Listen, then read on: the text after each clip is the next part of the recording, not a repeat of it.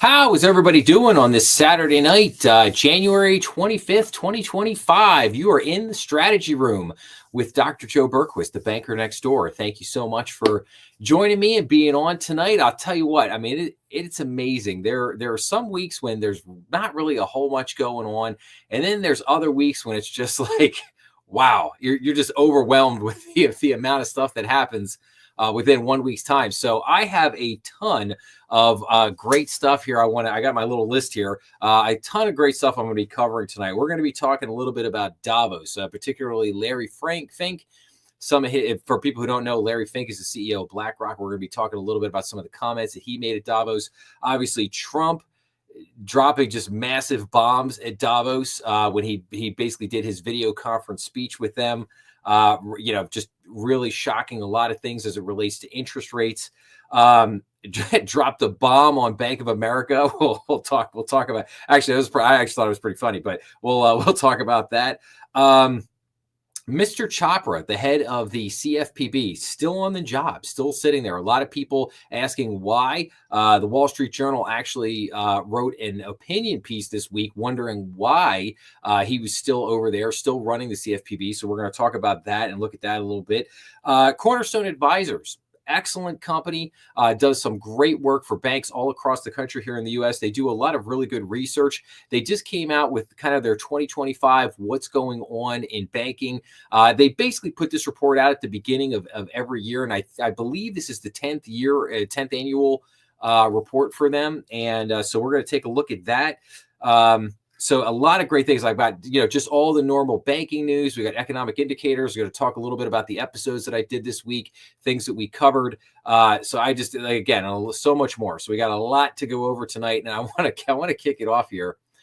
I actually think this is kind of funny. So I've shown this before in previous episodes. This is the U.S. debt clock. Okay, if anybody's ever, you could go to the website usdebtclock.org. But there's something really interesting on here, something that got added. And I know it might be this is a very busy screen. It's a little bit to look at, but there's something if you might notice right over here, there is a Doge clock, DOGE clock over here in the upper left-hand corner of the screen, which they just put that on there, I think this week. And I just thought that was really funny that they put that on there. So far, Doge has saved us $20 billion so far. If I'm reading that right, if I'm reading that correctly there, which is I think that's off to would seem to be a pretty good start, right? I mean, I think that would be pretty good. I mean, considering that their ultimate goal there is to try to shave, a couple $1 trillion out of the U.S. budget. They seem to be, like I said, so far so good. I mean, it's only been a few days, and they seem to already be making progress, which is great. If those numbers in fact are real and they do, bear fruit. That is phenomenal. That is fantastic. But again, they added that to the debt clock on this website here, and I just thought it was funny. So I thought it was something I wanted to point out. So, okay, so let's talk about this for a second. So this is the opinion piece that I just mentioned from the Wall Street Journal this week. So why is Rohit Chopra still employed at the CFPB? So the Biden nominee is trying to pose as a friend of the little guy to keep his job under Trump. And let's see, what are they saying in here? So President Trump this week ordered a rollback of burdensome Biden regulations and signaled employee layoffs here. But then why hasn't he fired Rohit Chopra, the Elizabeth Warren protege who runs the Consumer Financial Protection Bureau? Unlike other Biden appointees, Mr. Chopra refused to resign after Mr. Trump took office. The Dodd-Frank Act gives the CFP director a 5-year term, which ends in October of 2026, though he can be removed by the president at any time. Our sources say he sought to ingratiate himself with J.D. Vance in hopes of serving out his term. Keeping him on would undermine Mr. Trump's agenda. Mr. Chopra didn't receive a single Republican Senate vote when he was confirmed in September of 2021. He soon launched a coup against the FDIC insurance chair and Trump appointee Jelena McWilliams, as we chronicled obviously from another article.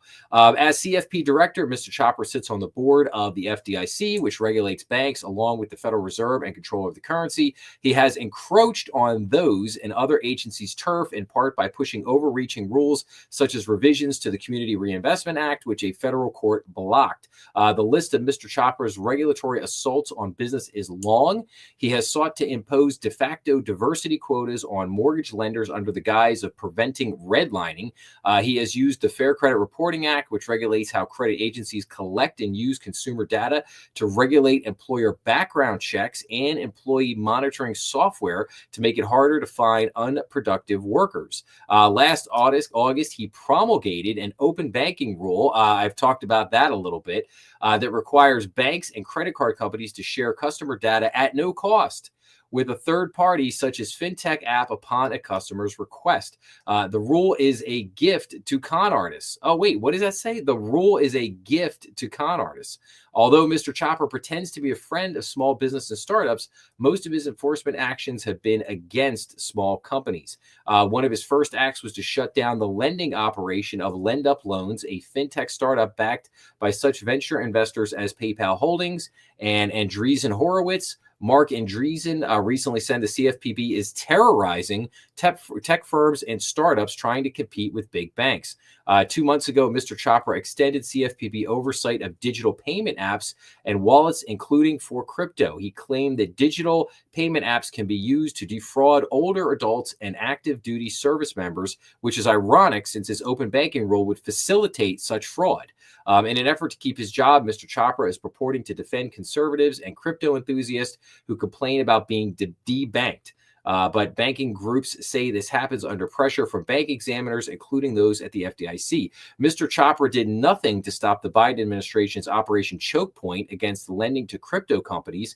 He has spent his tenure advancing progressive hobby horses, including rules that ban medical debt on consumer credit reports and cap bank overdraft fees. Both exceed his authority and encourage moral hazard. If Mr. Chopra is allowed to stay in power, he'll end up being a source of internal opposition to Mr. Trump's deregulatory agenda.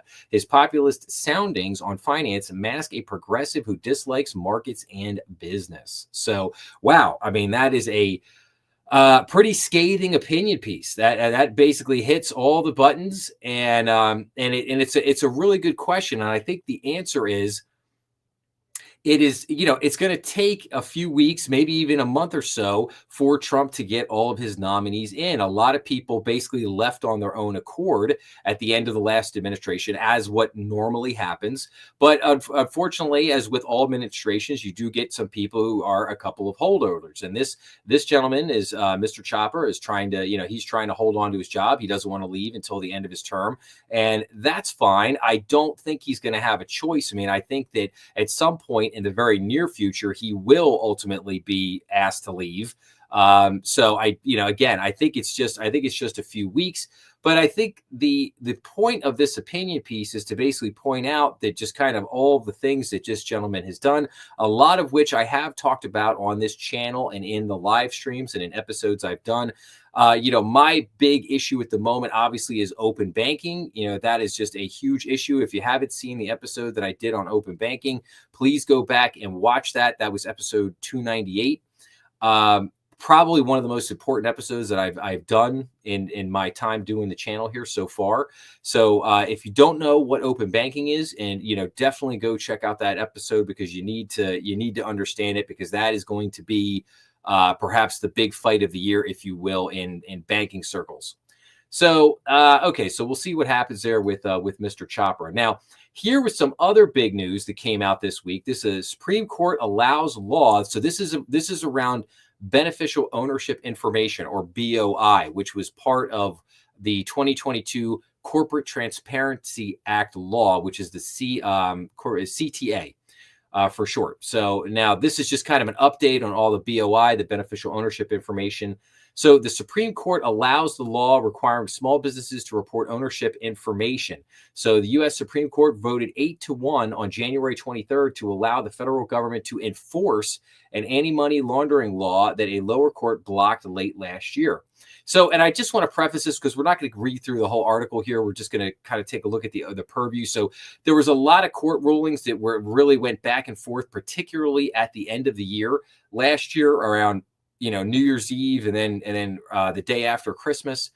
So we had kind of, we had overrulings and then stays and then overrulings and then stays again. So it's been a little bit of a roller coaster ride on this whole thing. So the Supreme Court weighed in this week and basically said, yeah, they pulled back just as they said, basically they have basically allowed this to go through. However, the stay is still in place, though.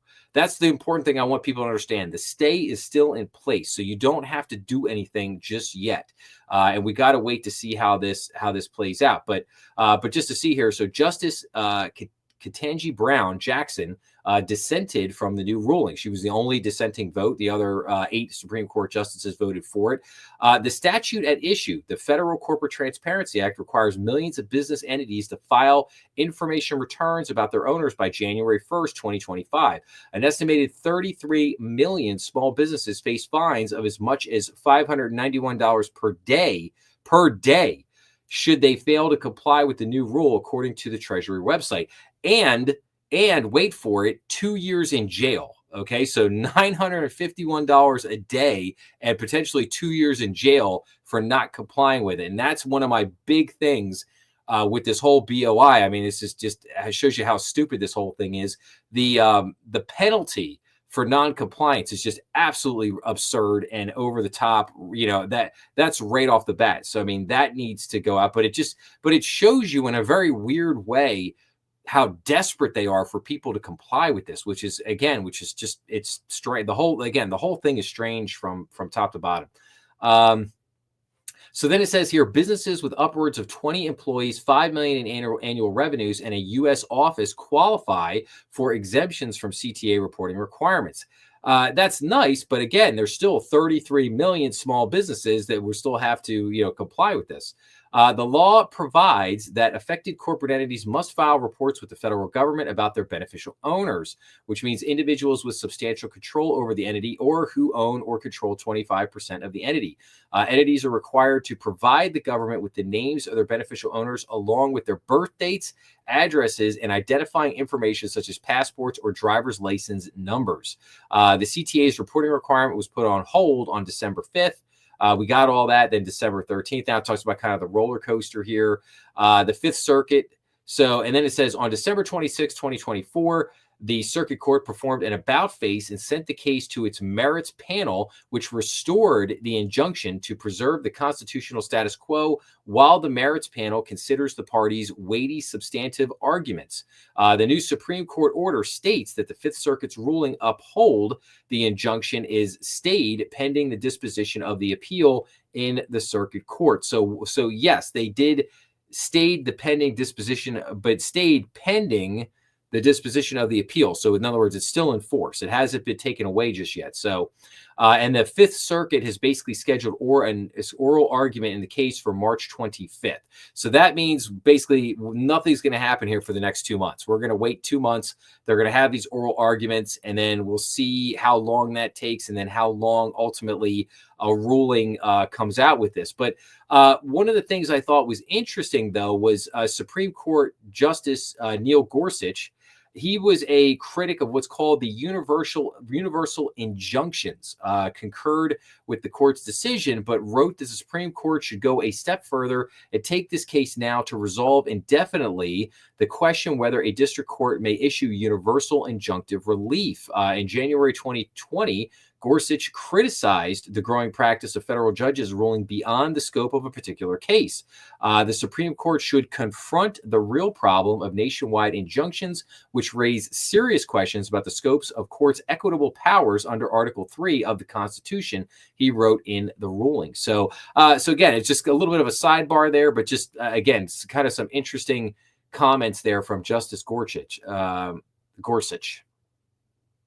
But yeah, but like I said, so there's your update on beneficial ownership information. Supreme Court weighed in. I have kind of some mixed feelings on this because I guess in a certain way, the Supreme Court ruled in a fashion that I guess wasn't. I was, I guess, looking at maybe for them to rule a little bit more on the merits of the case and what was being argued, as opposed to more just kind of like legislative, procedure, if you will, in a sense. So, but we'll see what happens. But right now, the stage is set. We got 2 months. The Fifth Circuit is going to have these oral arguments on March 25th, and then we'll see where we go from there. So that's kind of the update there on beneficial ownership information. So, okay, let's get into some of the stuff that happened at Davos this week. So for anybody who doesn't know, Davos is an event that's held over in Switzerland. They have it every year. It's the creme de la creme, if you will, of all the richest people in the world, biggest names in finance, different people from different governments. You could have people, Saudi princes and royalty and all kinds of people from all scopes come out to Davos every year. It's a real highfalutin muckety muck type affair. But basically they're having the Davos event, and Trump couldn't be there in person, so he video conferenced in, and his comments were nothing short of amazing. I mean, it was pretty wild. So, but he basically says that he wants to demand that interest rates drop immediately. So this was one of his big talking points here at Davos. So President Donald Trump lobbed his first volley at the Federal Reserve, saying Thursday that he will apply pressure to bring down interest rates.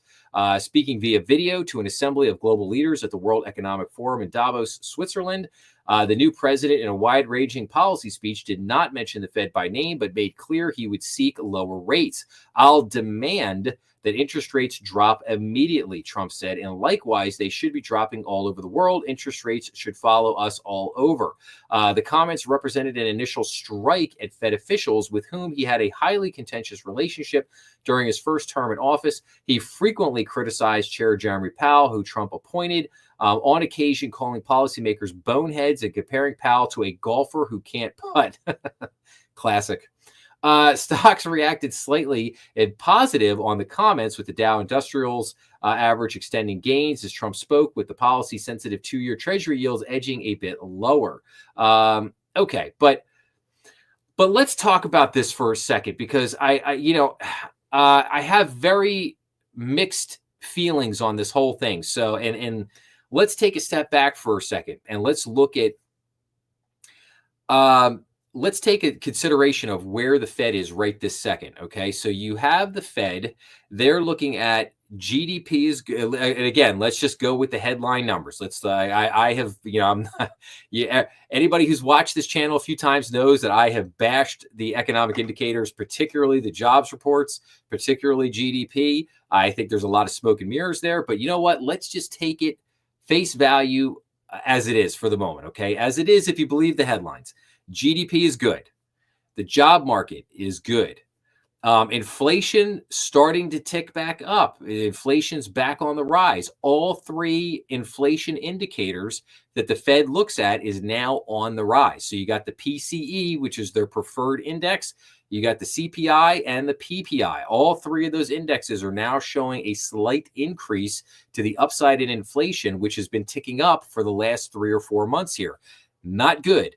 The Fed keeps telling everybody that, inflation is coming down. It's going to get back to 2%, but we're not seeing that. If you're looking at the economic indicators, what you're seeing is that inflation basically stalled out in that range of basically 2.5% to 3%. It never got anywhere close to 2%. And now it's moving back up to, depending on which index you're looking at, it's moving back up closer to 3% and a little over 3%, especially if you look at the core numbers versus the headline numbers. The core numbers are well up over 3%. They're at 3.3, 3.4, heading up to 3.5%. So inflation is really is starting to move in the wrong direction. Okay, so So, and then, but here's the biggest thing. And let's take a look at this for a second, because everybody will find this interesting. I want to show everybody this. So I showed this a couple weeks ago, and I wanted to show it again as I was talking about this. So for the first time in history, interest rates rose by 100 basis points while the Fed cut by 100 basis points. So now the market sees less rate cuts. The Fed will pause, and President Trump is demanding rate cuts immediately. So then it's the question, who will win? But again, the first time in history, the Fed reduced rates by 100 basis points. They made 4 rate cuts from September through December. 100 basis points, but yet the treasuries went up, particularly the 10-year treasury, up 100 basis points. What does that mean? That means that the Fed's actions were completely negated. It's like a break even, like nothing moved, nothing changed because the treasury rates went up. So if you're the Fed and you're going strong GDP, strong labor market, we lowered rates 100 basis points. It didn't do anything. We had a negative effect because interest rates went up. Now we're starting to worry about inflation a little bit. You ask the basic question, is there any good reason at the moment for the Fed to reduce rates? And the answer on that is no. There's no good reason at the moment for the Fed to reduce rates. Why are you going to do that? Again, I am more concerned. I understand why Trump wants rates lower. Trump wants rates lower because then that will get the economy rolling again. The problem is that if you bring the rates down, you are going to risk a spike in inflation again. That's the big risk, and that's what I said 4 months ago. You'll notice that as the Fed started bringing the rates back down 4 months ago, what happened in inflation? It started to tick back up. And that was my biggest concern. I did not want the Fed to start cutting rates 4 months ago. I wanted them to just leave it alone and just sit tight for, maybe even another year or so and just see what happens. I think had the Fed not lowered rates and they had just kept them where they were and just held steady, I think inflation might have crept back down to the 2%. But I think with them decreasing the interest rates by 100 basis points, they pretty much guaranteed the fact that inflation is going to continue to go up. So you ask the question, if the Fed continues to reduce rates, I am much more afraid of a reigniting inflation. I am much more afraid of inflation getting reignited back up to 7, 8, 9% again. That is in my mind the worst thing that could happen. Now, here's the thing. If they are able to bring government spending down in a significant way, the inflation could come back down. But that is a huge if, because you're going to have to convince Congress. And we go back to our clock here that we looked at the very beginning, our Doge clock, if you will. Sorry, it's still funny. If you look at the Doge clock here, if this works, if they are really able to make a dent, and I mean a big dent, not a little dent, I mean like $1 trillion in cuts. If they're able to make substantial progress and substantial cuts, that can really make an impact on helping to bring inflation down. The problem is that's going to take time. And in the meantime, if you force the Fed to cut rates, it's gonna get negated because the treasuries are just going to continue to go up and inflation is going to continue to tick up. So it's not going to have an effect is basically what I'm getting at.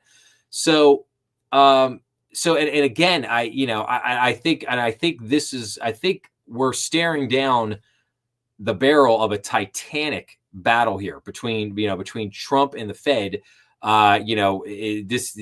This could get ugly quick, and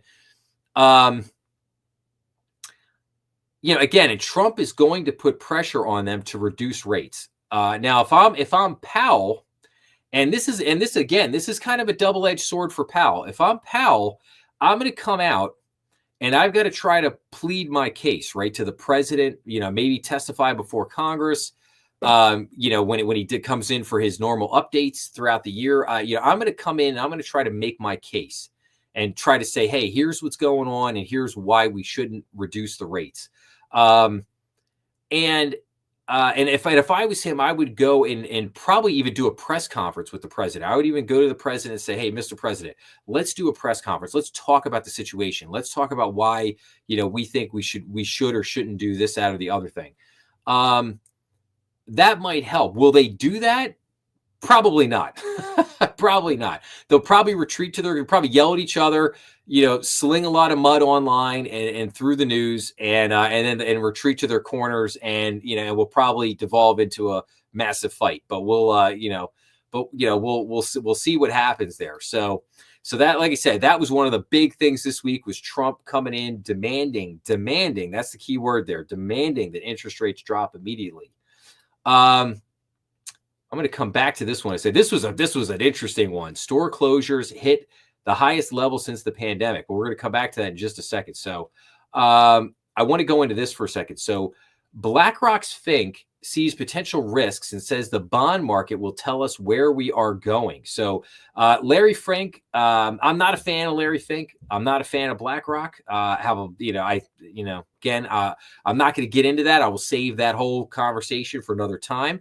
But I want you to pay particular attention to his comments right here.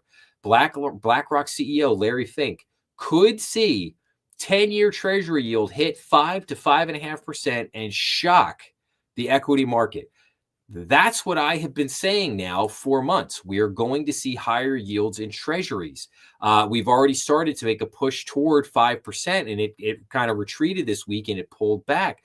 But now here's the guy in charge of perhaps the most powerful financial company in the world, BlackRock.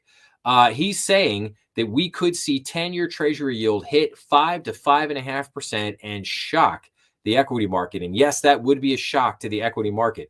So BlackRock CEO Larry Fink and President Donald Trump's efforts to unleash capital in the private sector could have unintended consequences that would hurt the stock market. I'm cautiously optimistic. That being said, I have scenarios where it could be pretty bad, Fink said Thursday on CNBC's Squawk Box from the World Economic Forum in Davos, Switzerland.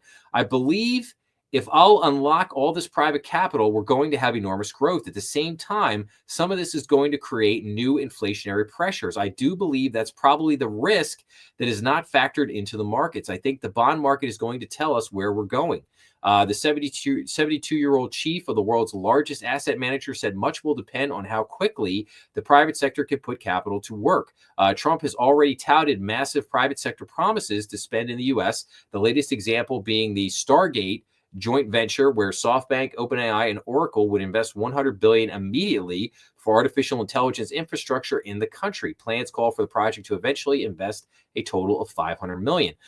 There are some very large inflationary pressures that we all have to be aware of, Fink said, and depending on how this plays out, there is a scenario where we're going to have much more elevated interest rates because of inflation, and that's going to have a very negative impact on the equity market. Fink said there is a possibility that the 10-year Treasury yield could retest the 5% level and even reach 5.5% if inflation reaccelerates in a meaningful way. If that happens, Fink said it would shock the equity market. The benchmark 10-year note is currently trading at 4.62%. Yes. So these are very big comments from Larry Fink, and we should all be looking at this, and because I don't think that it's simply a question of spending that's going to cause additional inflationary pressures. I don't think I don't think that alone is the issue. The national debt and how we manage the national debt, that is the issue.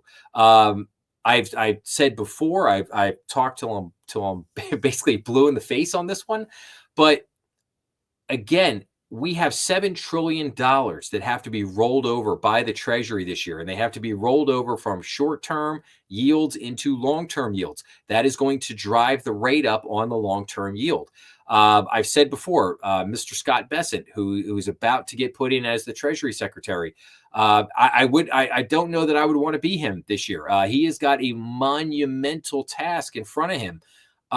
Perhaps I don't think it's a stretch to say he might have the greatest task in front of him that any Treasury Secretary has faced in the history of this country. It's that big of a deal. It's that bad, and it's that big of a deal. And like I said, so this year, I think 2025, in certain respects, could be a bumpy ride. So, but all right, well, let's go back. I'm going to come back to Trump's other big bombshell at Davos was when he called out the Bank of America CEO basically to his face on the stage for debanking conservatives, and it was a moment to behold. I wish I could show you guys the audio video of that, but I still working on some of those technical issues here. It's not perfect. We've only been doing this. I haven't even been doing this live stream a year yet, so I'm still working out a couple kinks in the system, if you will. So okay, but we're going to come back to that in a second. But let's take a look at this article for a second here. Store closures hit the highest level since the pandemic. See who is shutting down the most locations. So, and the key points here are store closures in the U.S. spiked in 2024 and are expected to rise to about 15,000 this year, according to CoreSite Research, a retail advisory group. The striking numbers reflect the stark divide between retailers that are gaining market share, such as Walmart and Costco, and those that have lost ground or filed for bankruptcy, such as Big Lots and the Container Store. Competitive dynamics, not declining consumer demand, is to blame, according to John Mercer, CoreSite's head of global research. Competitive dynamics and not declining consumer demand. We'll come back to that. So store closures in the U.S. Last year hit the highest level since the pandemic, and even more locations are expected to shutter this year as shoppers' dollars increasingly go to a few industry winners. Major retailers, including Party City and Macy's, closed 7,325 stores in 2024, according to the Retail Advisory Group's data. That's the sharpest jump since retailers in the U.S. shuttered about 10,000 stores in 2020, the year when the COVID pandemic began. So far this year, closures continue to climb. Retailers have already announced 1,925 store closures so far in 2025, and that was only as of January 10th. So the five retailers that have announced the most closures this year are Party City, Big Lots, Walgreens, 7-Eleven, and Macy's, respectively. The retail advisory firm projects that retailers will close about 15,000 stores this year as some legacy brands shrink and file for bankruptcy protection or liquidating companies' shuttered locations. The striking numbers reflect the stark divide between retailers that are gaining market share and those that have lost ground. Amazon, Costco, and Walmart have gotten bigger as shoppers seek value and convenience. On the other hand, some smaller chains and specialty retailers have struggled to keep doors open or been forced to downsize. A spike in bankruptcies contributed to the high numbers of closures in 2024. According to CoreSite's data, there were 51 retail bankruptcies in 2024, up from 25 in 2023. Some of those, such as Party City, have most of their closures taking place in 2025. So here's a interesting chart here. So U.S. retailers that announced the most closures in 24 and 25. So again, in 2024, Family Dollar, 718 stores, CVS, 586, Conn's, 553, Rue 21, 543, Big Lots, 517. So far in 2025, Party City, 738, Big Lots, 601, Walgreens, 333, 7-Eleven, 148, Macy's, 51. So, and then it says here, consumer spending has stayed strong, but a larger share of the dollars has gone to fewer retailers. Holiday sales increased 4% year over year to $994.1 billion for November 1st through December 31st, according to the National Retail Federation, the industry's major trade group. That total excludes auto dealers, gas stations, and restaurants. That's about in line with pre-pandemic holiday spending, which rose an average of 3.6% from 2010 to 2019.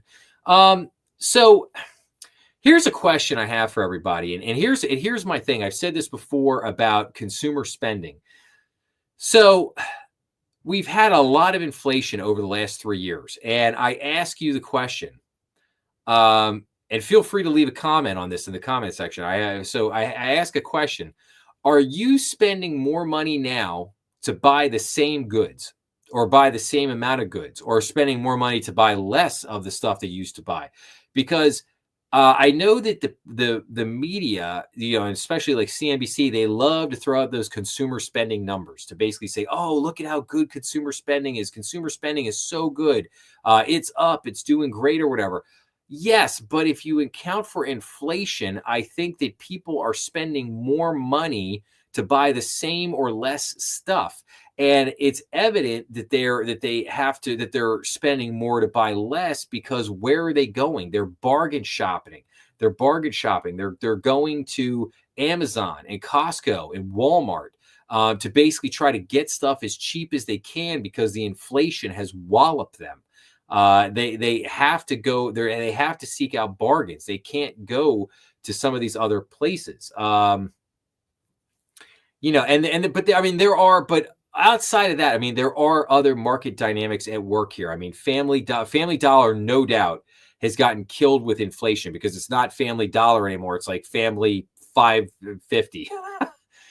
So it's not Family Dollar anymore, and that inflation has killed them. CVS has got a myriad of other issues. They decided to merge with health insurance company and do all kinds of other stuff. So there's other issues there.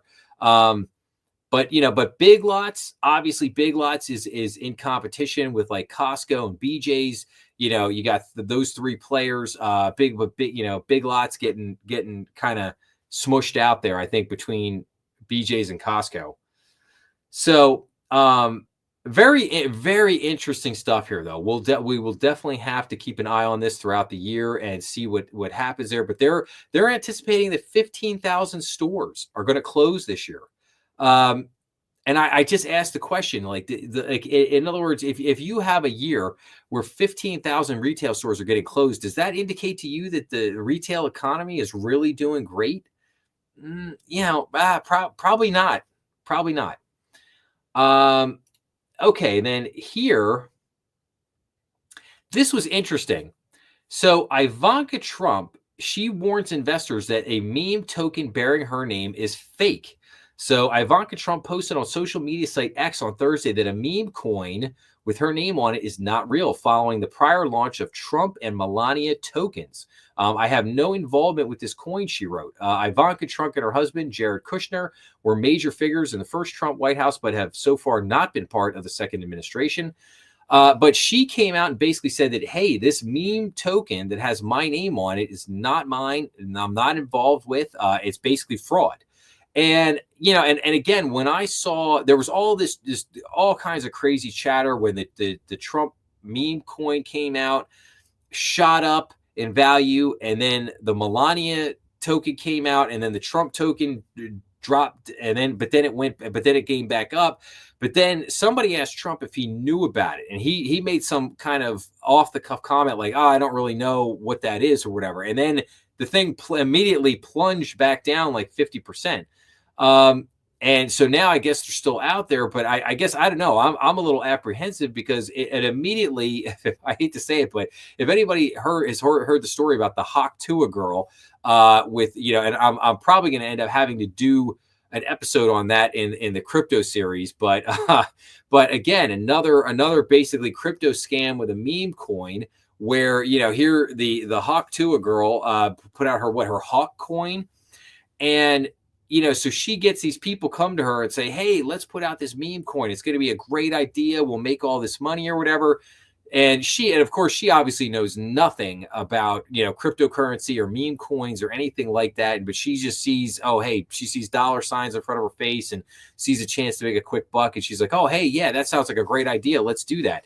And then they do the meme coin. And then the guys who ran it and understood it, they immediately pulled the rug out right away and dumped the coin and took all the money and ran off and left her sitting there, with all her fans and all her people that she got to buy in the coin, sitting there going, well, hey, what just happened? I just lost all my money. I invested thousands of dollars and I just lost all my money overnight.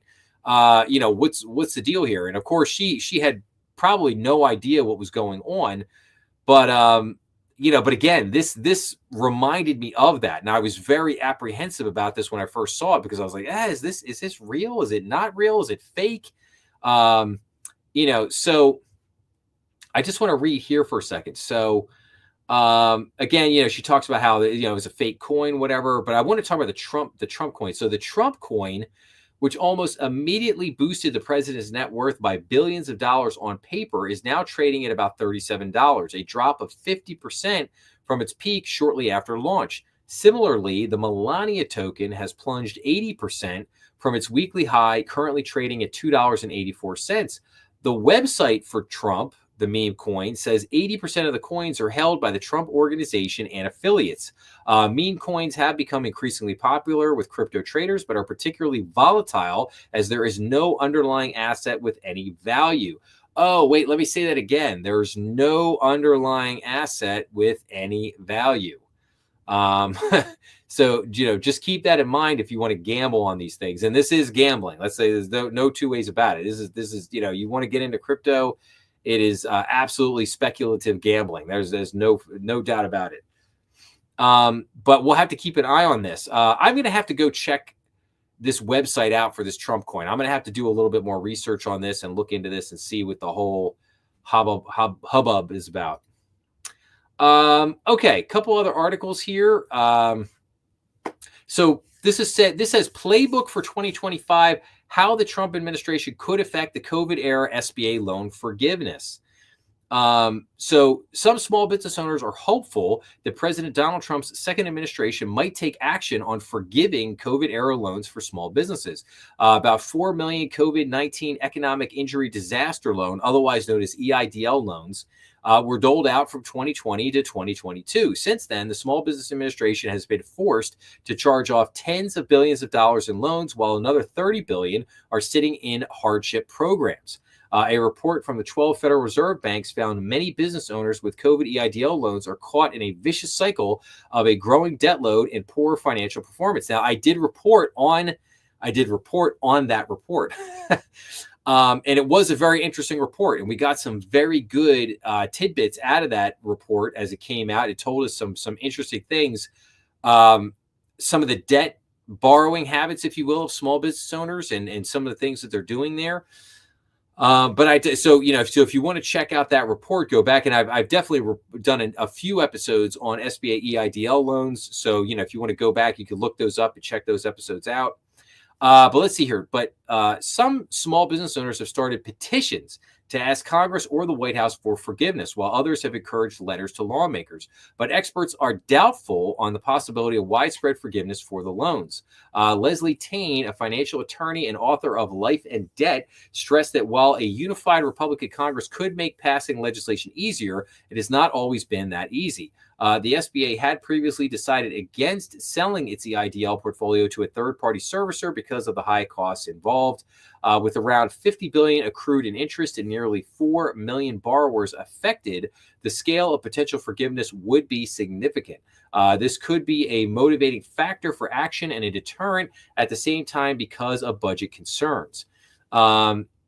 She said active petitions and advocacy efforts could help influence potential legislation, but the farther the country gets from the pandemic, the less urgency there is for any type of relief legislation. But Rohit Arora, CEO of online lending platform Biz2Credit, said COVID EIDL forgiveness was a remote possibility as the administrative burden and cost would be high. The Trump administration is likely to demonstrate its tough law and order stance and follow a strong enforcement policy to prosecute any fraud that was perpetrated in the EIDL program during the pandemic. It is widely known that EIDL was racked by fraud, waste, and abuse even more than the other large government finance programs of the pandemic era. He said one option would be to create some kind of limited form of deferral or tax relief from the interest cost of their loans, likely combined with some kind of maximum income requirement to ensure relief is challenged to businesses that need it most. And then it goes on to say, SBA's ongoing EIDL loan challenges. So what do we get at here at the end of the day with this? I think it is now my opinion, because I've kind of reversed course on this. And I believe that the Trump administration should absolutely forgive these SBA EIDL loans. I understand that there's a big cost to it. Taxpayers on the hook here for a lot of this stuff, but I just think that it's the right thing to do at this point. I mean, I have heard many stories from many different people in, people that own small businesses in different states across the country. And you hear stories like, hey, I didn't know what was going to happen, and I took out $100,000 EIDL loan to keep my employees, and I spent that money on my employees. And then lo and behold, my employees quit and left me anyway, and I still got to pay this $100,000 loan back, So I definitely, I sympathize with a lot of the small business owners out there that have had these kind of experiences that are now sitting there kind of stuck. They basically just tried to do what they thought was right at the moment. They tried to, just keep their businesses afloat, keep their businesses open, keep their employees employed, and so I do think, and again, I totally agree with the fraud aspect of this. I mean, there has been ridiculous amount of fraud and abuse in these programs. I mean, a ridiculous amount. But, even though you forgive the loans, that doesn't stop you from going back and looking at if there was potential fraud. I mean, you could absolutely go and say, okay, was there potential fraud in these loans? You could investigate that. You could, just like you would do, just like the IRS would audit somebody. You could call somebody up and say, hey, we're going to audit your SBA EIDL loans. So have your paperwork ready, and you could tell people that, hey, look, we might look at loan forgiveness here, and we might look to forgive the loan, but you're going to have to retain this paperwork for, say, 7 years. And you're going to have to hold on to the paperwork. And then, hey, if we come knocking on your door one day, you better have that paperwork, kind of ready to go and ready to show. So I don't know. So we'll see what happens with this. Again, I'm of the opinion now, I think these EIDL loans should be forgiven. I think it's something that hopefully the administration will at least take a look at and take into serious consideration.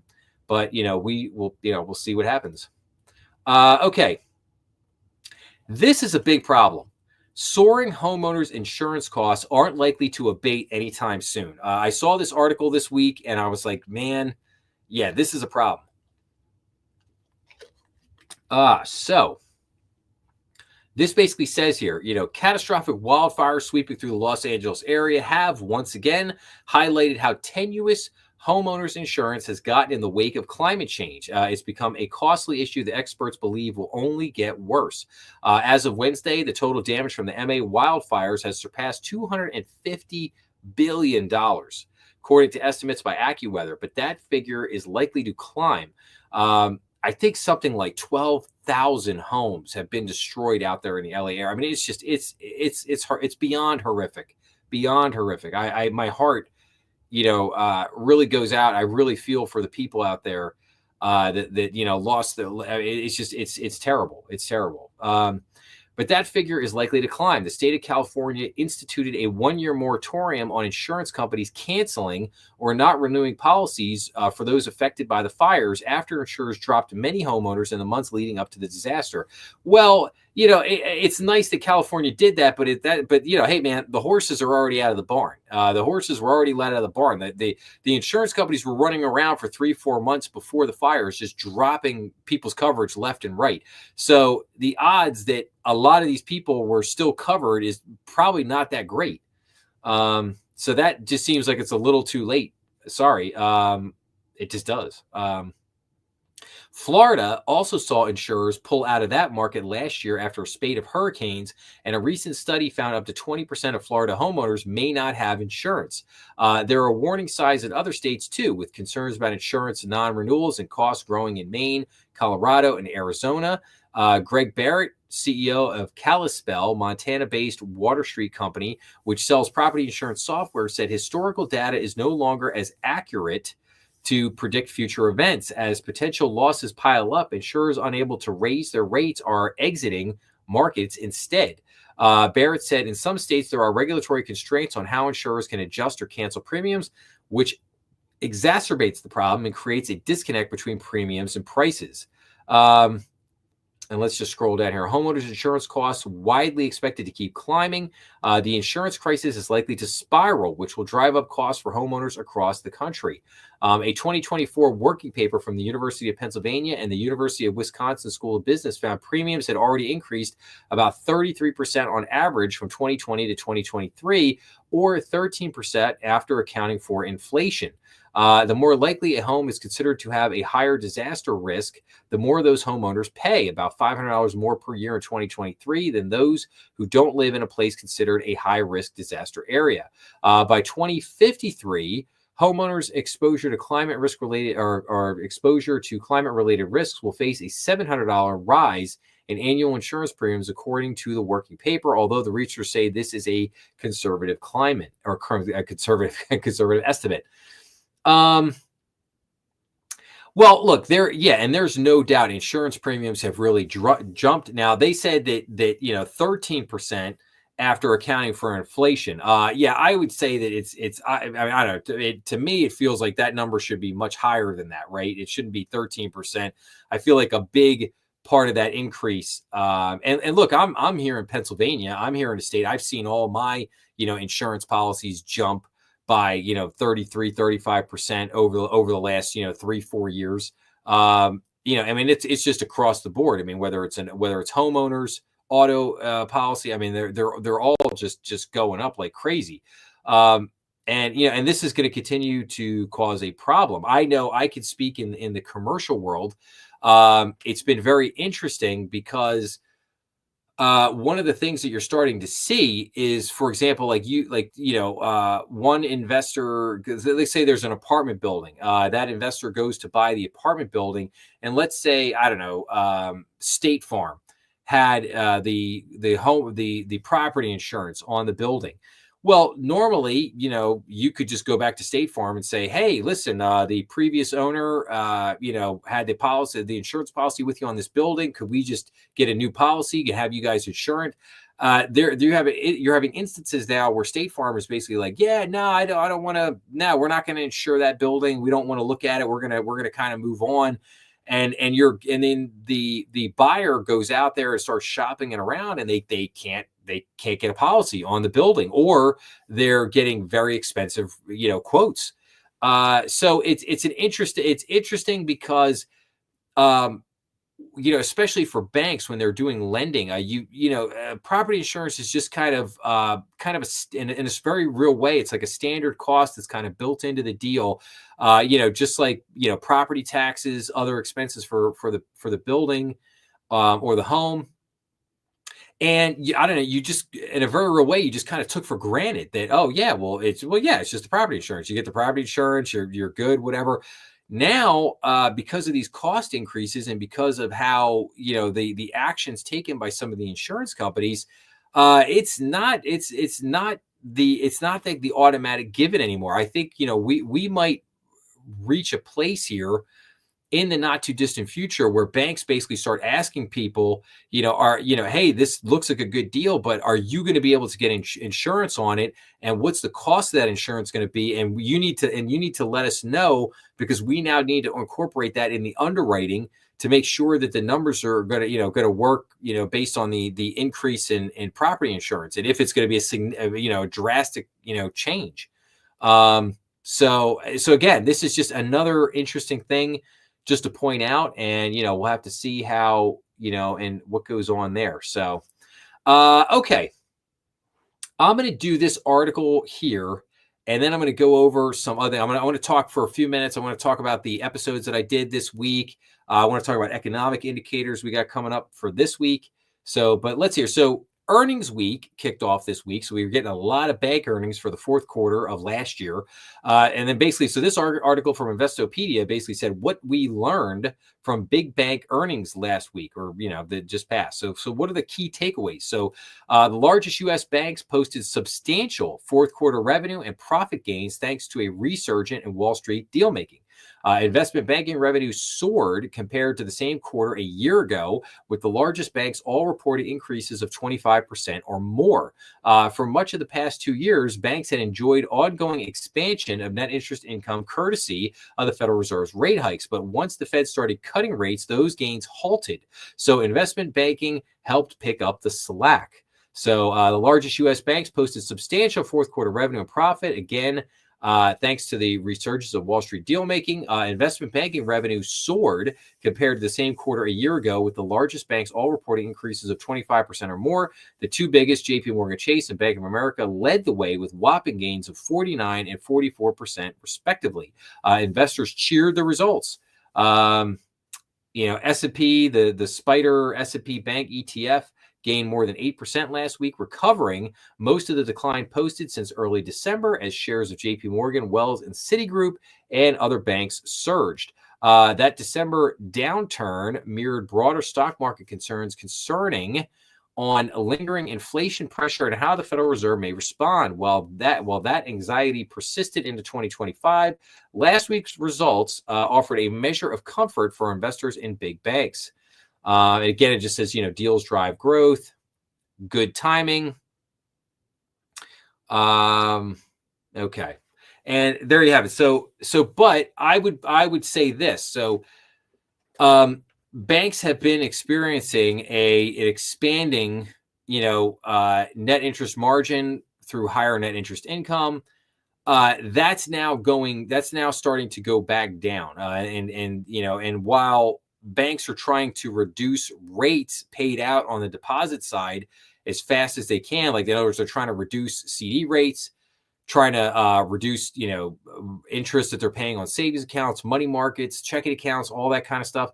It's a little tough right now with the treasury yields going back up.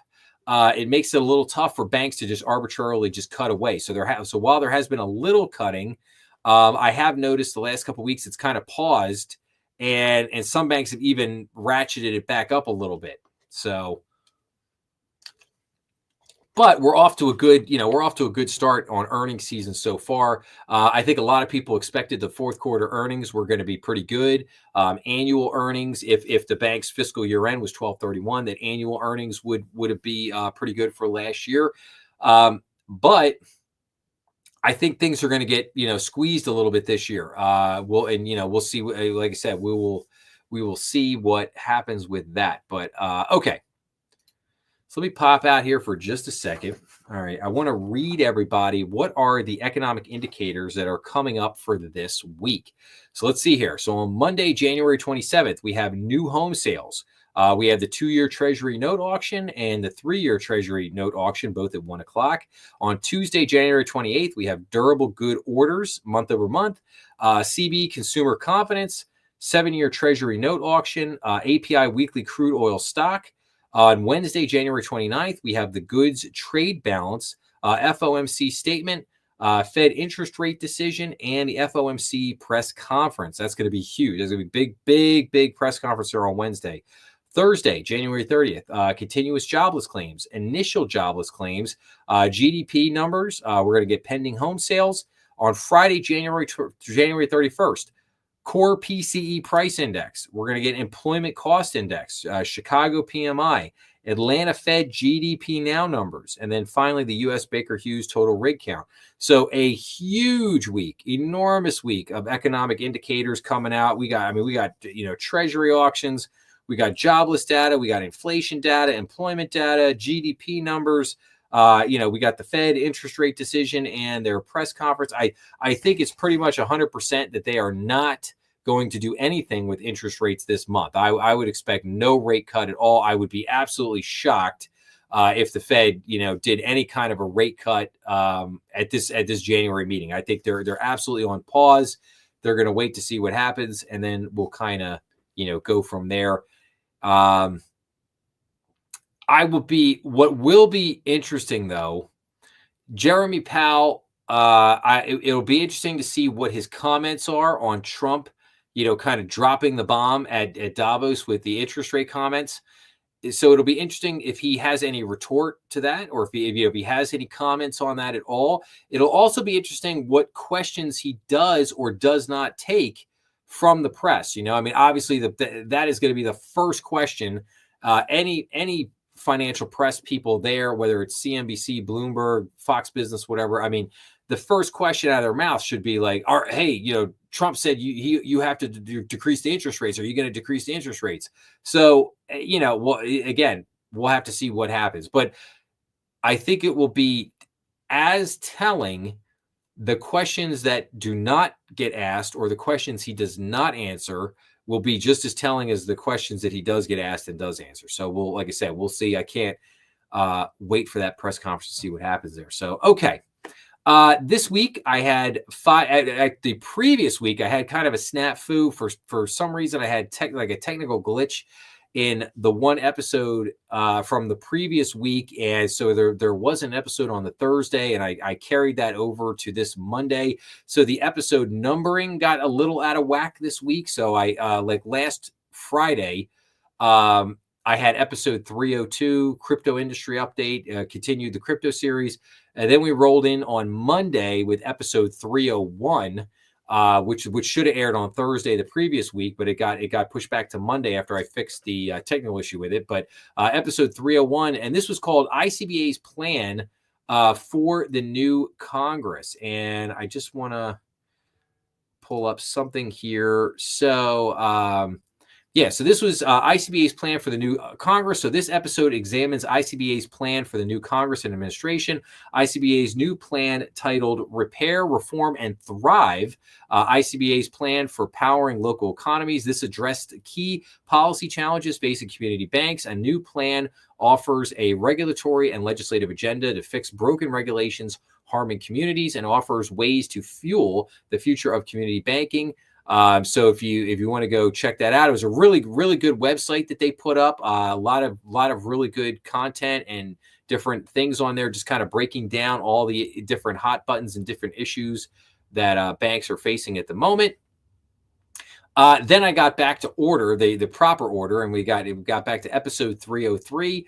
And a look at the FDIC, the third quarter 2024 banking profile report. So basically, this episode profiled the report, and this looked at the banking industry performance. How are community banks performing? How are big banks performing? How is the deposit insurance fund performing? Hint, hint, they're all doing pretty good at the moment. Nothing too crazy to sound the alarm, nothing to sound the alarm about or anything like that.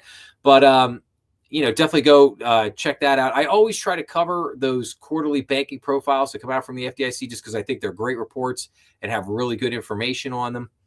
Okay, then we went to episode 304, which was a look at the FDIC 2024 Small Business Lending Survey.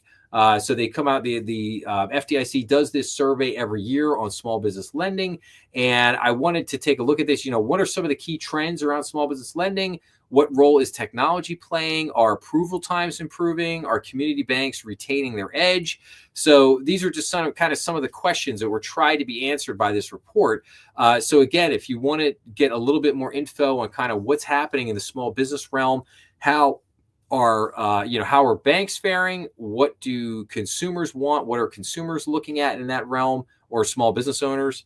Definitely, if you have a minute, go check out that report. The next episode 305, was a look at the CFPB report on the use of buy now, pay later. Now, I was really excited. I've been waiting for this report for a couple months. I was actually really excited about this because research about the buy now, pay later has not really been done up to this point. So I was really curious as to how are people using the buy now, pay later, like in other words, in conjunction with, say, like credit cards, other things. The question became, were people tapping out their credit cards and then rolling to buy now, pay later to continue to be able to buy and finance, purchase the things that they need, if you will. And that's pretty much what the report says. I mean, basically, how is buy now, pay later being used by consumers? What is the delinquency profile? How does usage differ by age groups? Are consumers with high credit card debt more likely to utilize buy now, pay later? So there was a lot of great charts in the report. Like, if you have a chance to go check the report out, if you're interested at all in buy now, pay later, or you're just looking for some really good research, like, again, if you work in banking and you want to maybe share this with your credit teams, your underwriting teams, your risk management teams, I think it's really interesting because, again, you really have to understand why the consumer does what they do. Some of it is just economic data. Some of it is behavioral finance. just understanding like what the psychology of money. What do people do with their money and why do they do it? Like it's critical to understand these things, especially if you're a bank, if you're in banking, work in banking, if you're trying to manage your portfolio, and that portfolio could be very diverse. You could have residential mortgages, you could have all kinds of consumer loans in there, you could have consumer auto and home equity loans and personal loans. And you could have commercial over here on the other side, so you could have a very diverse mix in your loan portfolio. But a big chunk of that is going to be consumer. It's going to be on the consumer side with residential mortgages and consumer auto loans and home equity loans and everything. And so you have to understand consumers and what a lot of them are doing out there, and the high usage of buy now pay later can create a blind spot for banks in terms of their underwriting. And so these different aspects here that people should understand. So I would highly recommend that people take that report back to your bank. It's on the CFPB website. You can go check it out. You could just watch or you could just, you could just share my episode with all the people in your office. save a whole lot of time. Like the episode's about 15 minutes. You can cover the whole thing. So just send them a link to my, take the link to my episode, put it in an email, send it out to the department and say, hey, everybody, watch this episode. Let's learn about this report on buy now, pay later. So there you go. And then finally on Friday, I had episode 306, which is what is a better way to raise liquidity, an IPO or OTC, the over-the-counter market. And I was really excited about this episode because I had been waiting for somebody to write an article in this regard. So this episode, basically, it examines a recent blog post from the Independent Banker magazine, which was titled Growth Goals, Navigating IPOs and OTC Trading. If your community bank is looking to raise capital, what is the better strategy? Doing an initial public offering or doing over-the-counter trading of stocks. So this article basically sought to weigh the pros and cons of both strategies, and I thought it was absolutely excellent. You really looked at what are some of the pros and cons of OTC versus IPOs. What are the costs? What are regulations that get involved in it? So there's a lot, and basically the end of the discussion there is basically that you have to be very strategic and how you go about it. If you're going to use an IPO or if you're going to use OTC, just be very thoughtful, be very strategic in the actions that you take. And there's a lot of there's reasons to do both. There's reasons to not do either one. Again, a lot of it is going to depend on so many factors. You know what I mean? Like, do you have an aging board of directors? Do you have a young board? Do you have a young leadership team? Do you have an older CEO who maybe owns a big chunk of the bank, wants to cash out? Like there could be a whole number of reasons. Do you have, really big growth ambitions? Do you really want to grow the bank? And do you need a lot of capital to grow the bank? So again, I thought that episode came out really great, covering that article on what's better, IPOs or OTC. So again, go check that out when you have a minute. Again, I try to cover all things banking here at the channel, and I try to get into all these different topics. I think one of the toughest things is that, there are so many bank reports. I mean, I have a list right now of probably 30 different bank reports out there right now that a ton of them came at the end of last year. I just don't have enough time. And unless I start doing special, 3-hour live streams and going through all these reports, I'm just not going to have enough time to get in and cover a lot of these things. And then the other thing is that a lot of these reports are like quarterly or semi-annual. And, if you let too much time go by, then the new report comes out, and then it's like, okay, well, then maybe I'll just go to the new report. So that kind of thing. So it does get to be a little bit of a struggle, covering all these reports, just because of time constraints. So, but again, I try to do the best I can. And also too, I mean, I want to bring stuff that's fun for everybody too. I want people to enjoy this content as much as, finance and economics and, can be enjoyed. But they're so I don't want to just do nothing but episodes on let's cover this report, let's cover that report. I want to do some more, just current news, information, things that are happening, because a lot is happening. There's a lot of stuff going on. So, okay. All right. So let me read off a couple. All right. I want to read off, we have a little bit of time left here. I want to read off some news to everybody, and then I want to get back to some of the banking articles, because I have a ton of stuff here that I still want to get into. But we only have so much time left. There's only so much time. Okay, so the FHFA pauses credit score transition following industry pushback. So the Federal Housing Finance Agency said it has paused its initiative to establish new credit scoring requirements at Fannie Mae and Freddie Mac, about which the ICBA has repeatedly expressed concerns. So in the latest partner playbook from Fannie and Freddie, the government-sponsored enterprises revised the implementation date of the transition from the fourth quarter of 2025 to a to-be-determined date in an FHFA notice issued alongside the partner playbook. The FHFA said the update responds to industry feedback and is designed to better support market participants with this transition. So the FHFA stated that we remain committed to working closely with all industry stakeholders to ensure the market has time to plan for and understand the transition.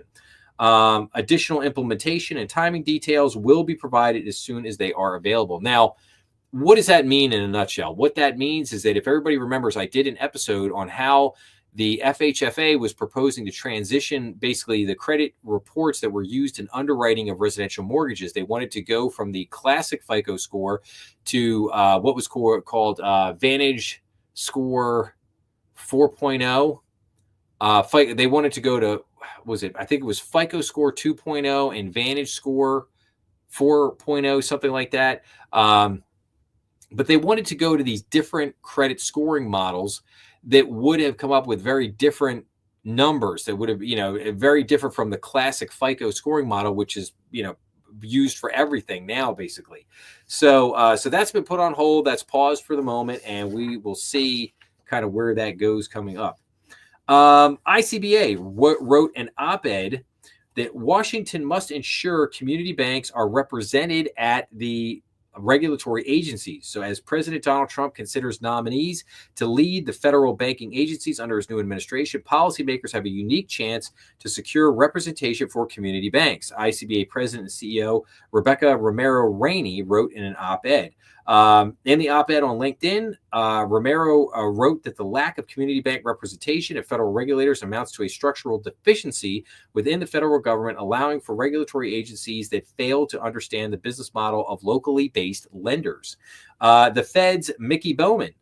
Romero cited Fed Governor Mickey Bowman as a rare example of a regulatory official with community banking experience. Bowman has noted that regulations tailored to the size, business model, risk profile, and complexities of regulated institutions ensure limited supervisory resources are allocated effectively and are dedicated to the most critical risks over time, avoiding unnecessary costs on the banking system. I think Rebecca Romero Rainey has some great points there. I think that is something that should be highly considered. I do believe that you need more people from community banks representing, maybe not, necessarily representing the community banks, because they're, again, they have to oversee them. But in other words, if you have people that come out of community banking and are representing that thought process, that mentality, that size, smaller size financial institution, they're going to think differently about stuff than people mainly that just come from bigger banks. It's just they're going to have different mindsets, different thoughts on things. That's all. This was big. President Trump creates crypto council and bans central bank digital currency. Yes, love it. Love it. President Trump signed an executive order that creates a working group on digital asset markets to support the responsible growth and use of digital assets, blockchain technology, and related technologies across all sectors of the economy. The working group will be chaired by the Special Advisor for AI and Crypto and include most major agencies and departments such as the Treasury, Commerce, Homeland Security Departments, the Securities and Exchange Commission, and the Commodity Futures Trading Commission. The executive order also withdraws President Joe Biden's previous order on digital assets, including the framework for international engagement on digital assets. The executive order laid out a timeline for specific projects, including identifying regulations, guidance, orders, or other items that affect the digital asset sector and recommending whether they should be rescinded, modified, or adopted. Submitting a report with legislative and regulatory recommendations focusing on the issuance and operation of digital assets, including stablecoins, market structure, and the potential creation and maintenance of a national digital asset stockpile. Central bank digital currency. Under the order, agencies are prohibited from undertaking any action to establish, issue, or promote central bank digital currencies in the U.S. or abroad. It should immediately terminate any plans or initiatives related to the creation of central bank digital currencies. Boom. Boom.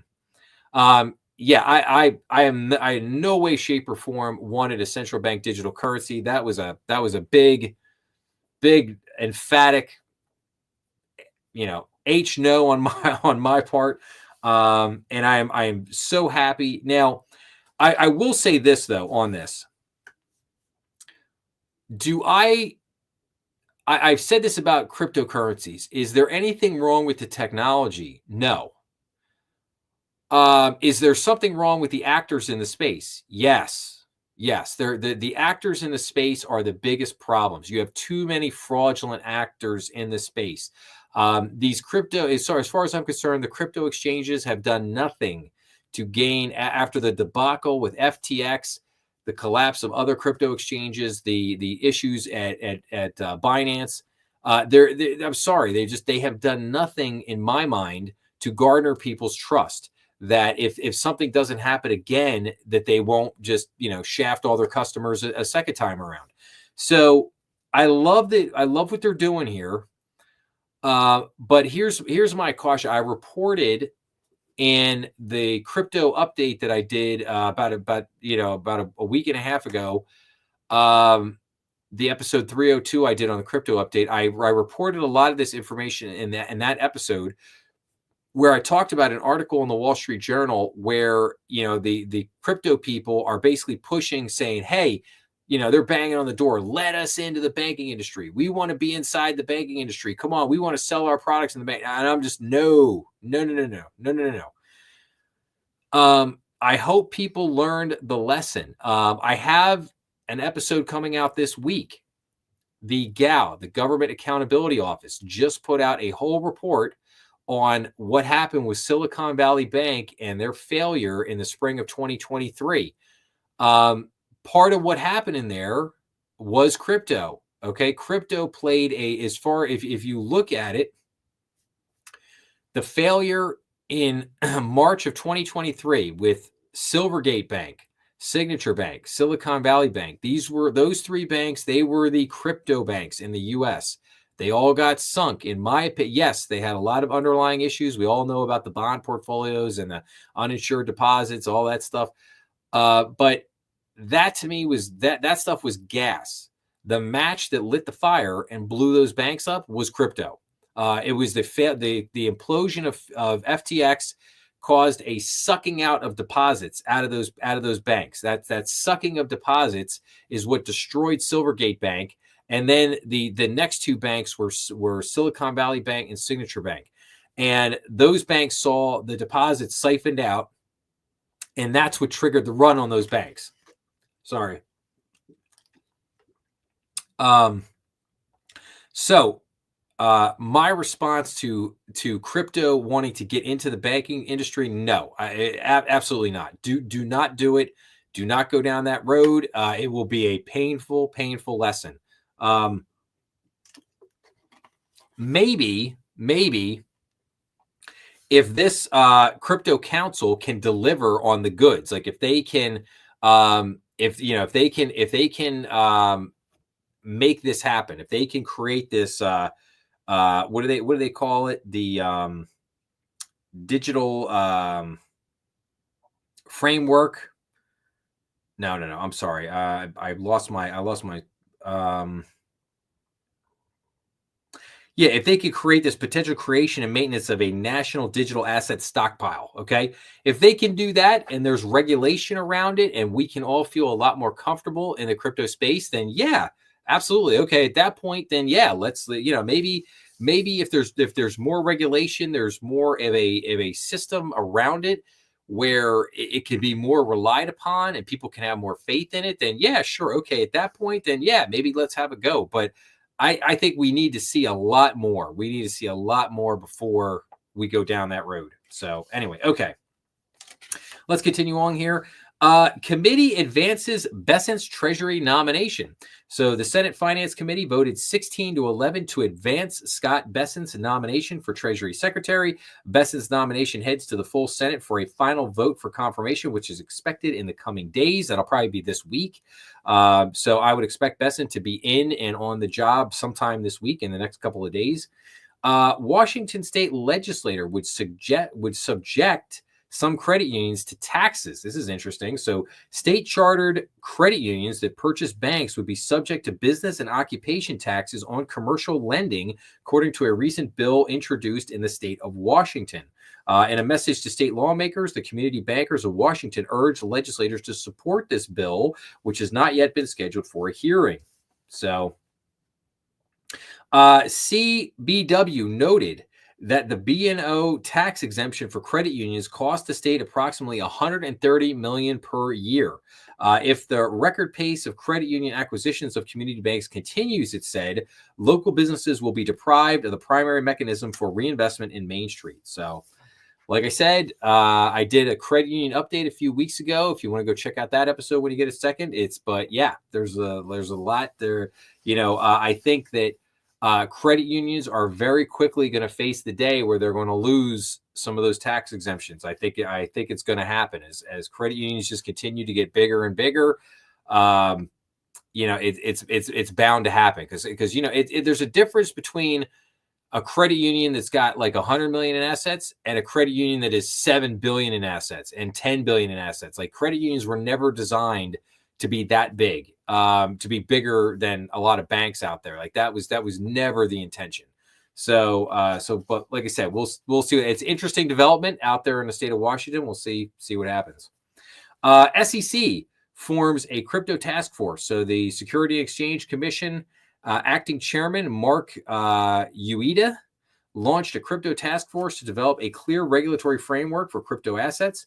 Ueda, if I'm saying this, I'm not sure if I'm saying his name right. Ueda, who was named acting chair by President Donald Trump, announced the SEC Commissioner Hester Pierce will lead the task force.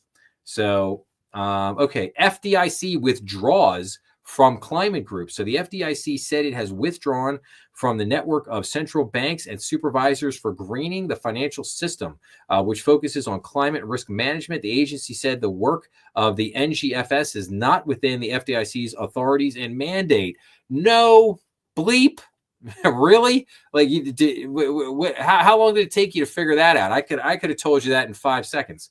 It's completely, they should have never been involved in anything like this.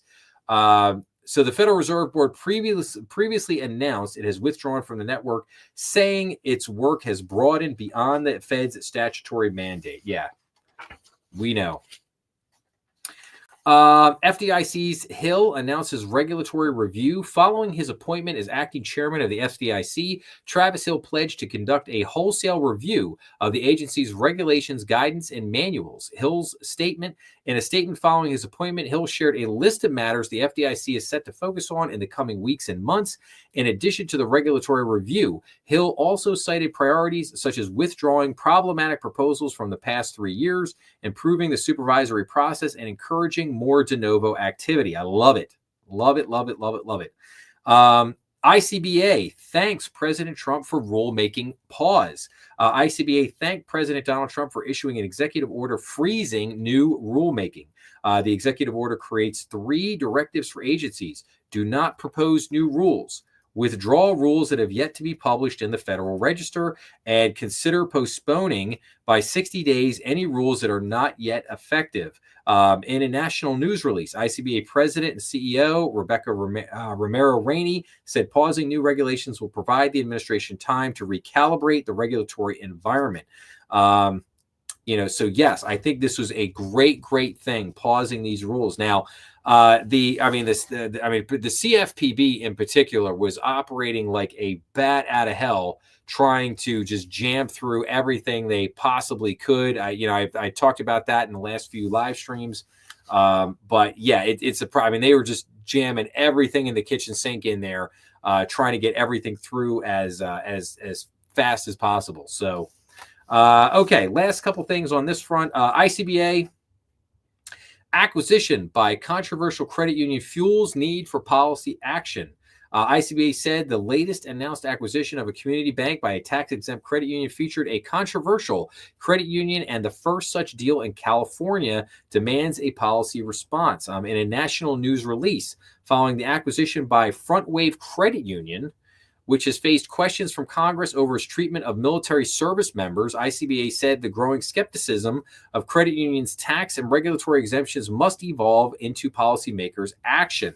So, yeah, again, we're going to have, I'm sure we'll be seeing more stuff on that front.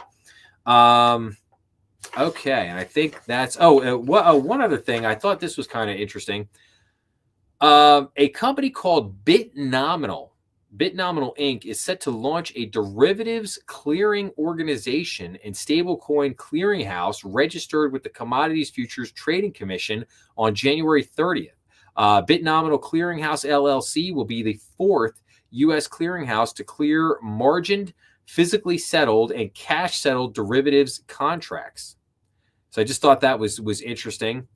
Obviously, BitNominal. I mean, this is obviously digital assets, cryptocurrency, stable coins, but obviously derivatives based.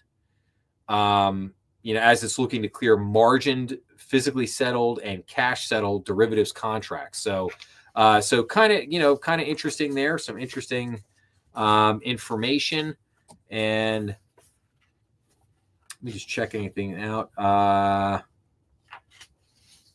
So this is just an update. So again, as I reported earlier tonight on the BOI, so this was just another article from another piece. It just basically said the U.S. Supreme Court overturned a lower court order that barred the Treasury Department from enforcing the Corporate Transparency Act, which would require companies to report ownership information, the Wall Street Journal reported. However, the law's implementation still remains on hold due to a separate national injunction issued earlier in January by Judge Jeremy Knodel.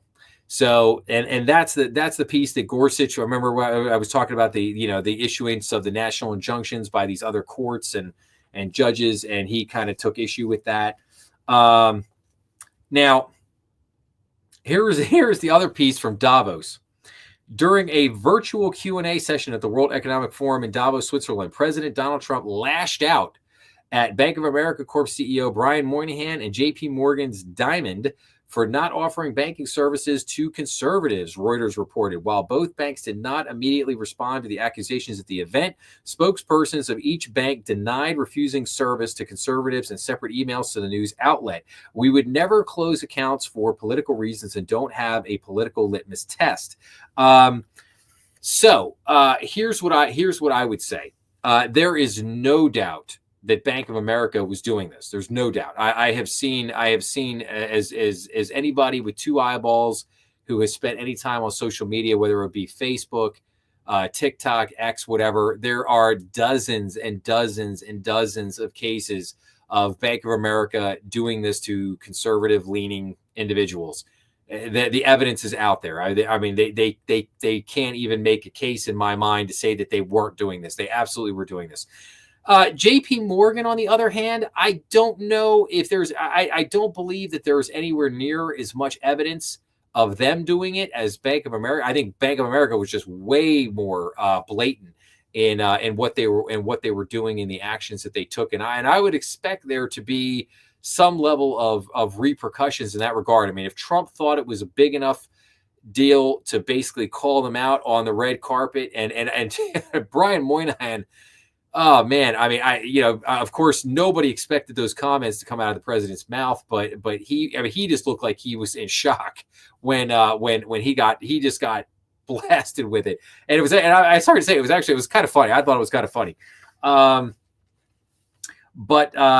So more to come with that, I'm to be sure. But it was a huge moment. And okay, I'm just checking to see if I got anything else in here. I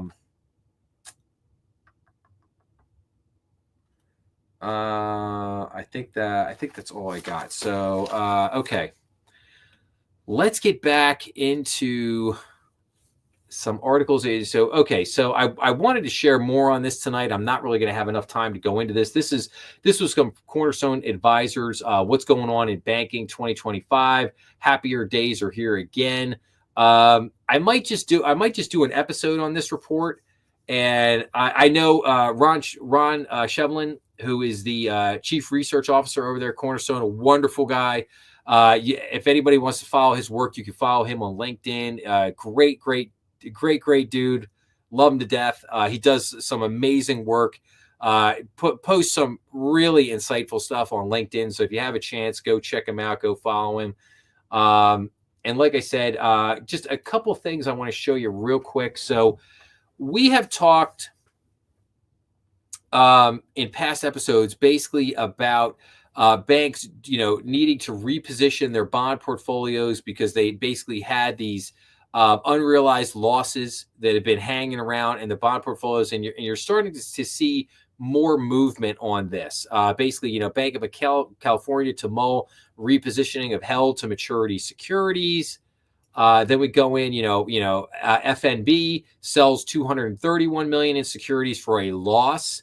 So FNB Corp took a $34 million pre-tax loss on a $231 million security sale to reinvest at higher yields. So you're seeing banks now with the idea that, a lot of banks, I think, were holding out that interest rates were going to come further down, and then they were going to try to sell at, maybe try to really minimize their losses. But now it's become pretty evident that, interest rates are not going to get back down to 4 or 5%. So, it's basically time to bite the bullet and just sell these things and clean them up, take the loss and clean them up. And like I said, here's another one. Fulton Financial repositions select loans of the failed Republic First Bank, who they acquired last year. Basically Fulton Financial Corp repositioned some loans, including its acquisition of Republic First Bank, which failed in April of 2024. The repositioning and expected decline in the volume of Fulton's indirect auto loans offset organic loan growth at the Lancaster, Pennsylvania-based bank in the fourth quarter of 2024. Chairman and CEO Curtis Myers said during an earnings call. So again, restructuring of a lot of stuff here. And let's see it going here. Key Corp expects a boost to net interest income after securities sale. So Key Corp is expected a jump in net interest income in 2025 after completing securities repositionings in the third and fourth quarter of 2024. Ally Financial credit card sale will free capital for other businesses. The sale of Ally Financial's credit card business to a Merrick Bank subsidiary will allow the company greater capital flexibility to reinvest in its core businesses and possibly restructure its securities portfolio or repurchase shares, its chief executive said. The sale, announced the morning of the call, will not affect the company's core pre-tax income, as the benefits from lower credit card costs and operating expenses offset expected lower margins. Heritage Financial set to sell $35.6 million of investment securities in the fourth quarter of 2024. Olympia, Washington-based Heritage Financial Corp sold $35.6 million of investment securities in the fourth quarter of 24 as part of a strategic repositioning of its balance sheet. You're starting to see a theme here. The securities had a book yield of 1.88%. Proceeds were used for other balance sheet initiatives, such as funding of higher yielding loans. Of course, absolutely. Hopefully they're doing something positive with it.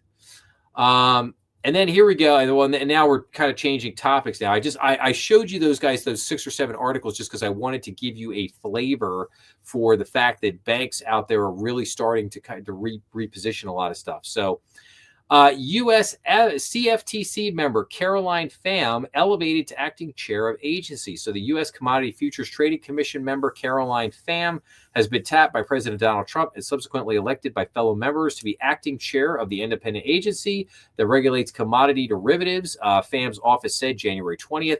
The Republican member of the Commodity Futures Trading Commission joined the agency as a commissioner in April of 2022 and has at times been critical of the reach of agency enforcement actions under Democratic leadership.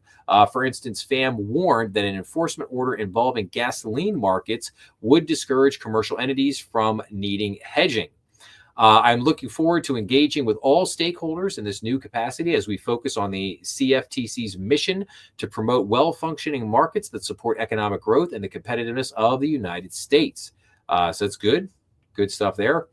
Okay, I had a bunch of other stuff to get into here, but I'm just out of time, and I'm running lean and mean here tonight. But okay, so just to kind of recap real quick, we covered a lot of stuff tonight. We covered that Doge is now on the debt clock, which is fantastic. Larry Finks, kind of very interesting comments on interest rates at Davos. Trump at Davos. Trump demanding the interest rates drop. Calling out B of A and JP Morgan for debanking consumers. Why is Mr. Chopper still running the CFPB? We did not, like I said, we didn't get into the one thing I wanted to get into tonight that we didn't get a chance to was that cornerstone research on kind of the state of banking for 2025. But like I said, I'll either do an episode on that for this week, covering that report, or I will just save it for next week's live stream. So, but anyway, I want to thank everybody for joining me tonight. I really appreciate it. I'll wrap up by basically saying, if you like this, please make sure to like, share, and subscribe, as that really helps the channel. I'm really trying to make a run at just getting to a base of 1,000 subscribers here. I'm gaining subscribers every day, which is fantastic. I love it. And like I said, if you could spread the word, I would greatly appreciate it. But remember, we are on YouTube, Rumble, and all major podcast platforms. Please be sure to check out the bankernextdoor.com, as I'm just constantly making updates and changes to the website all the time. Just new things are happening, which is great. Definitely make sure, check out some of the other episodes on the channel, as I put out a lot of really good content for people to check out. And like I said, hopefully you're enjoying everything, but have a great weekend. Go Eagles. I was wearing my Eagles shirt here, Philly Eagles. I'm hoping my birds get to the Super Bowl in 2 weeks. So, but best of luck to everybody at the Philadelphia Eagles tomorrow. And like I said, have a great weekend, and I will see everybody again next week. Thanks a lot for being on the Strategy Room. See everybody soon. Thanks a lot.